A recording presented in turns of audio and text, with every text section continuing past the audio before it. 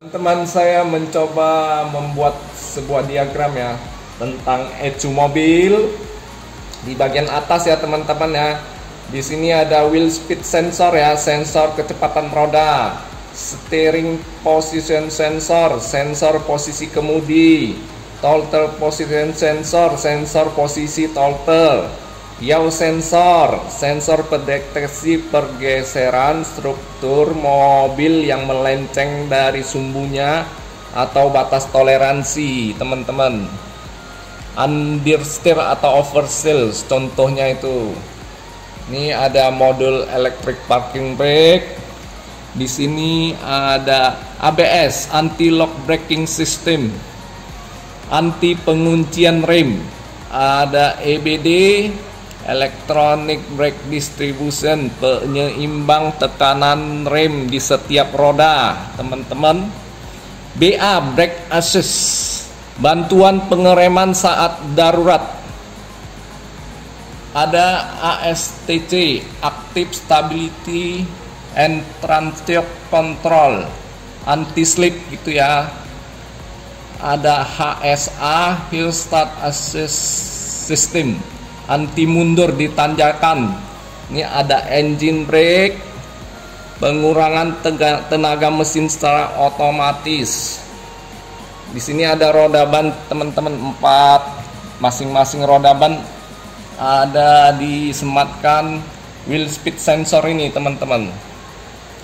Dan di sini ada tertera semua sensor yang tertera berhubungan dengan ECU, electronic control unit mobil. Teman-teman, saya mau menjelaskan keempat sensor ini atau semua sensor ini ya teman-teman ya, berhubungan mengirim data secara langsung ya ke ECU dulu teman-teman. 1, 2, 3, 4 ya. Nah, kalau wheel speed sensor berhubungan dengan electric parking brake, ABS, ASTC teman-teman, tapi tidak berhubungan secara langsung. Wheel speed sensor itu dikirim dulu datanya ke ECU, baru berhubungan dengan electric parking brake, ABS, ASTC. Nah, untuk fitur ASTC ini dia berhubungan dengan 4 sensor ini baru bisa bekerja maksimal teman-teman. 1, 2, 3, 4. Wheel speed sensor, steering position sensor, throttle position sensor, yaw sensor, baru bisa bekerja maksimal fitur ini. Dan HSA, tapi tidak secara langsung ya teman-teman ya, harus dikirim ke ECU dulu semua data ini, baru diturunkan perintah dari ECU ke ASTC. Contohnya dari ECU turunkan ke ABS, dari ECU turunkan ke modul electric parking brake. Teman-teman, saat kita menarik tombol electric parking brake,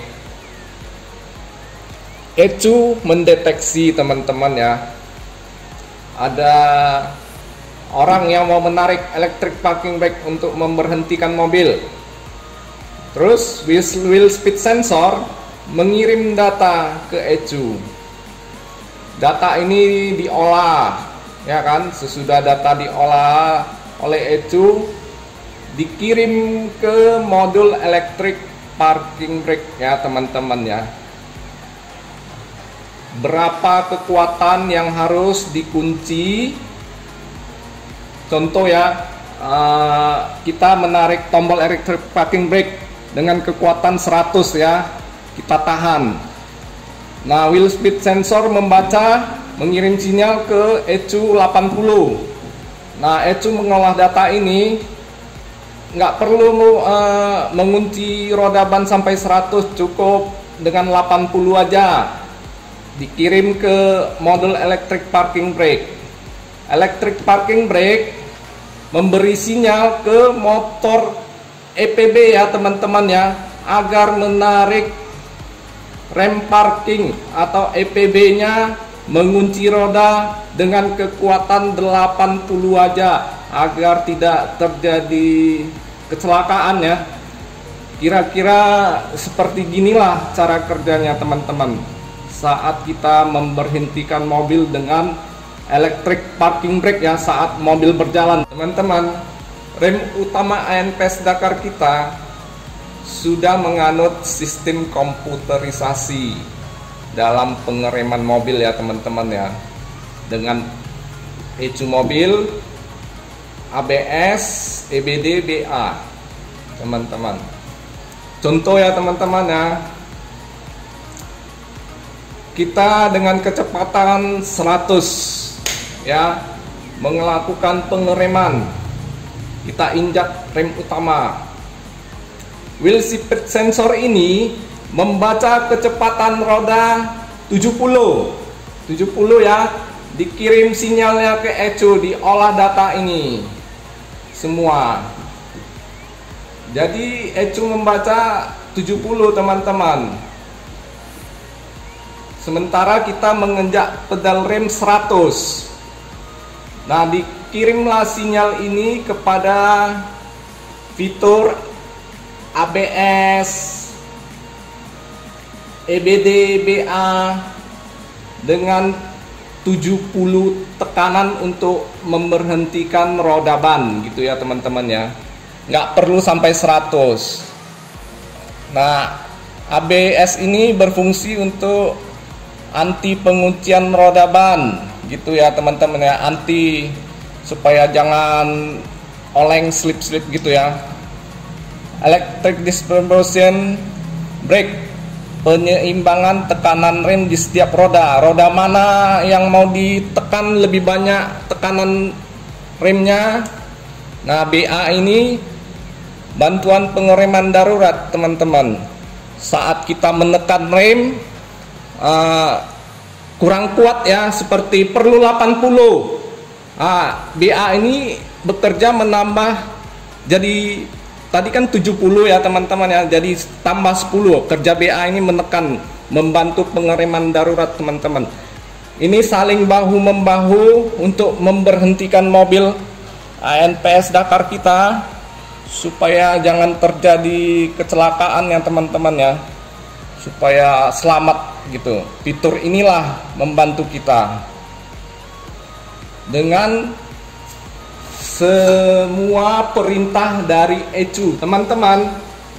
ASTC atau HSA ini dalam satu sistem ya teman-teman ya, satu sistem punya modul mungkin ya, berhubungan dengan 4 sensor nih, 1, 2, 3, 4 teman-teman, tapi tidak secara langsung.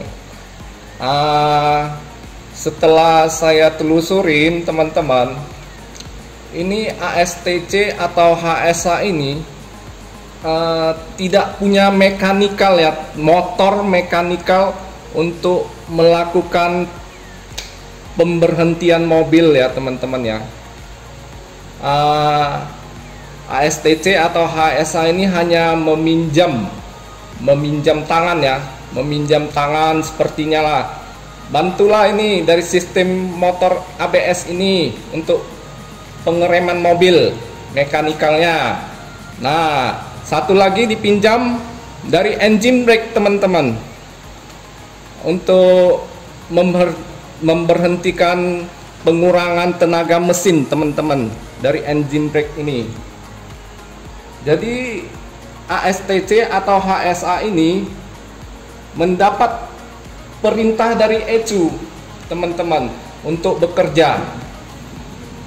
Jadi kalau untuk mendapat pekerjaan ini ASTC atau HSA harus mendapat perintah dari keempat sensor ini teman-teman, memberi sinyal ke ECU. 1, 2, 3, 4. Wheel speed sensor mengirim sinyal kecepatan roda ban ke ECU. Steering position sensor mengirim sensor posisi kemudi ke ECU.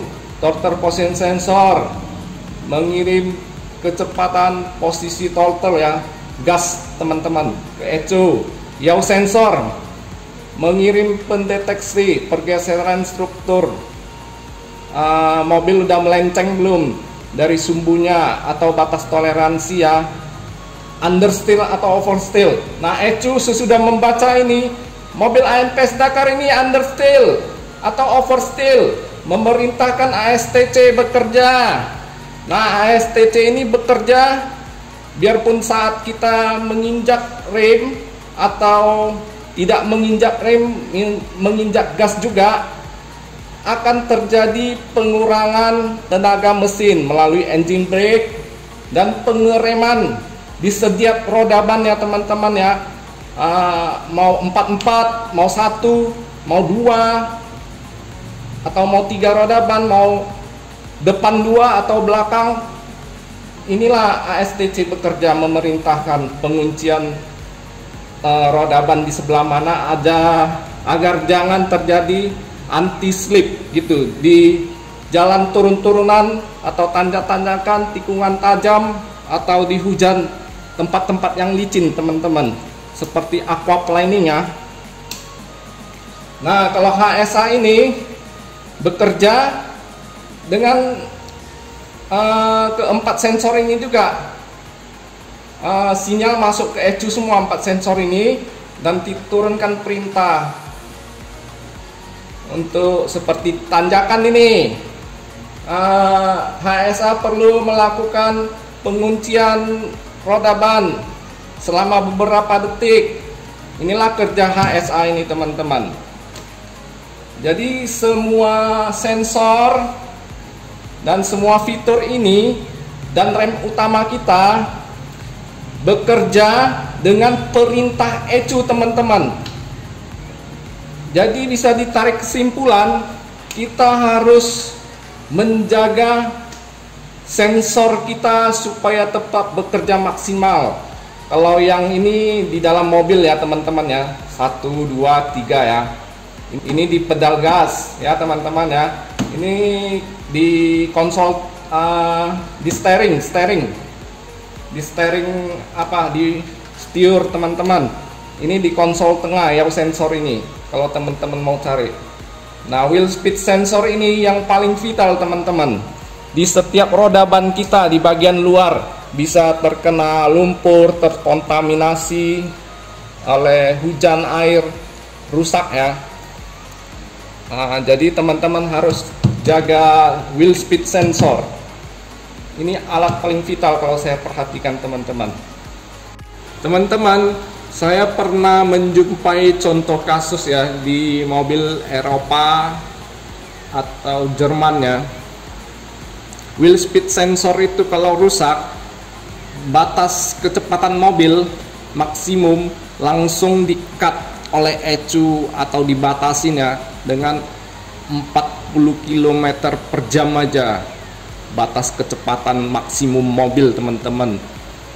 Itulah kehebatan sistem komputerisasi ECU. Jadi teman-teman bisa ditarik kesimpulan setelah kita mempelajari sistem komputerisasi rem utama mobil seperti EPB, ABS, EBD, BA, ASTC, HSA saling berhubungan bahu-membahu mengendalikan mobil saat berjalan atau bermanuver ya teman-teman ya. Dan bisa kita lihat di bagian sini mekanikalnya ya. Di sini ada booster yang membantu kita menginjak rem agar maksimal. Ini ada vakum dari vakum mesin ya teman-teman ya, ada vakum pompa brake namanya untuk mengalirkan vakumnya lah ya. Ini ada booster rem.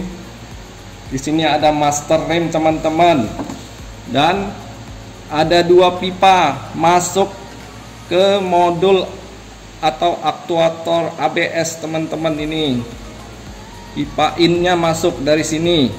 Saat kita menginjak rem masuk dulu ke modul ABS teman-teman, dan ada 4 selang pipa atau pipa keluar ya ke masing-masing roda ban, seperti ke FL dulu yang ini ya teman-teman. Ini ke FL roda depan bagian kiri. Ini RR roda belakang bagian kanan. Ini RL, roda belakang bagian kiri. Ini FR, roda depan bagian kanan, teman-teman. Jadi bisa ditarik kesimpulan modul ABS ini sangat berperanan dengan semua fitur-fitur keselamatan yang disematkan di mobil ANPS Dakar. Teman-teman, jika lampu indikator di dashboard ASTC, ABS, EPB menyala indikasi kerusakan, mobil sebaiknya dijalankan pada batas kecepatan maksimum 40, 50, 60 kpj, teman-teman. Apabila modul ABS mengalami masalah macet, mobil juga dijalankan pada batas kecepatan maksimum 40, 50, 60 kpj.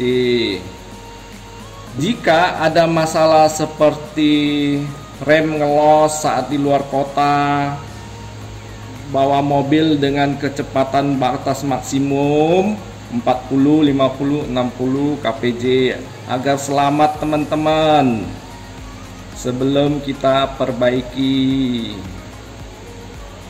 Dan ciri-ciri ASTC aktif, teman-teman, ban roda atau rem kita ya ada bergetar, tergantung sebelah mana yang dikunci ya.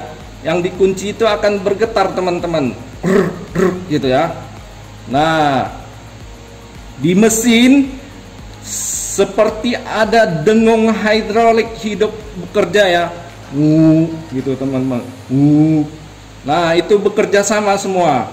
Rem bergetar, mesin berdengung seperti ada hidrolik hidup, gitu. Ya, inilah informasi yang bisa saya berikan untuk teman-teman supaya kita bisa mempelajarinya bersama, berdiskusi bersama agar kita selamat sampai tujuan. Terima kasih telah membantu Anda.